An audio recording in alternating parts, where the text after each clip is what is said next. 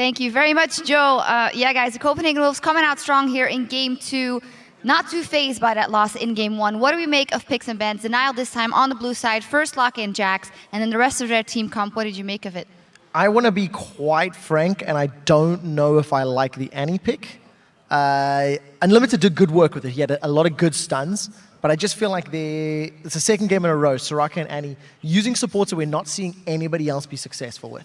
So you have to ask, you have to question why. But at the end of the day, stuns were good, so he made it work. That's what matters. Yeah, have we found the edge of his champion pool maybe as well? Peke, what did you make of both comps? Well, exactly. It worked in the end, so it was a good pick. But I was worried like you at first, because he's not really a reliable engage. Only when he has flash, he can actually do good engage.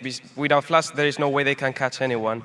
So I was a bit scared of that, but it worked out, especially in that mid-fight where he managed to stun them all and combo them with Thick's ultimate and kill them. Exactly, he did really well, and we actually have a replay of that fight and that stun. You can pull that up on the screen. It's beautiful when it goes out well for an Annie, of course. It really is. Up until this point, Copenhagen Wolves had really only just clawed very small advantages. Let's roll this replay out, and things get very chaotic very, very quickly. Youngbuck manages to join in from behind.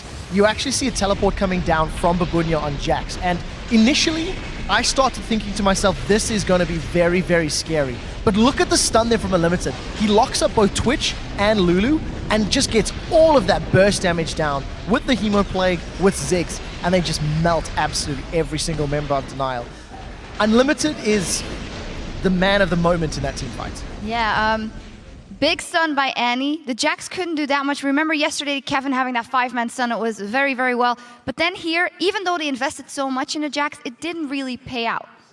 Yeah, they gave him 2 kills early, which is really good, but they didn't really get anything from that. He still lost the turret first.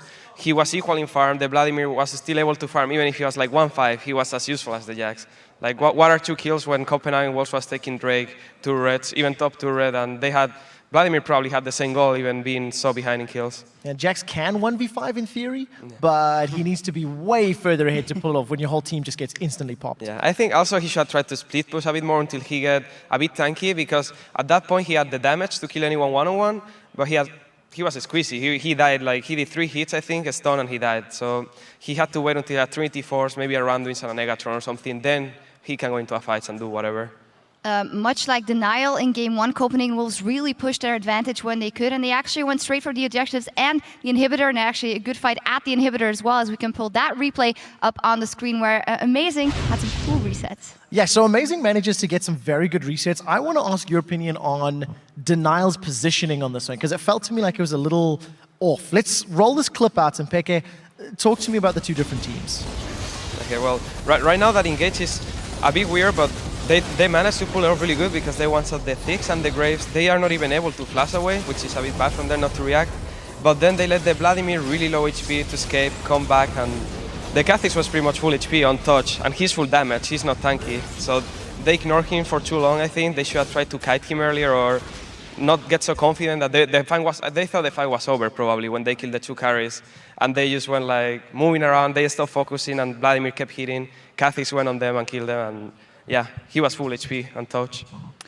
I want to say, even though Denial lost this game, I feel like they did show initiative when they were behind, like that mid-game fight. They did teleport in, they tried to go for it, so I feel like with a few adjustments, the next game could be close. If you actually go back and look at from the beginning of this game to the mid-game, it was Denial that were in the lead. They had the kills, they had a Jax that was looking like he was going to get fed, but there was some good map play around the 15 to 20 minute mark, where Wolves took 2 towers in quick succession. They got a dragon as well, and it gave them that gold lead and that confidence they needed to push through and get control of the match back. So we have to turn the question around. After Game 1 it was, what do Copenhagen Wolves have to do?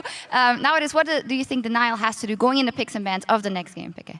Well, I think their picks were kind of fine. I don't really like they really have, the Twitch is good, but he was so easy to catch there with Annie, Thix. He has no way to get in. Maybe, like I said, they will have pick the same but play differently. A split push, a bit longer. Twitch bottom, he can one-on-one anyone.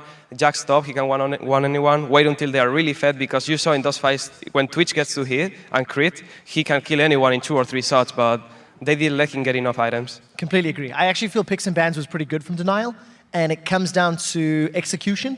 I think they had a very good early game, but it just kind of fell to pieces a little bit in the mid game. So more decisive play from them. Trevor, do you think that they might not necessarily know when to split push?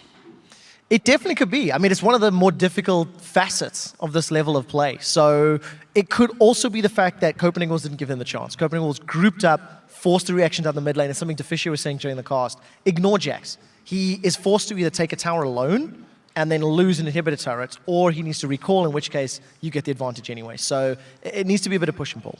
We'll see what happens in Game 3, but we need to take a quick break. When we return, it is time for that Game 3 between the Copenhagen Wolves and the Nile.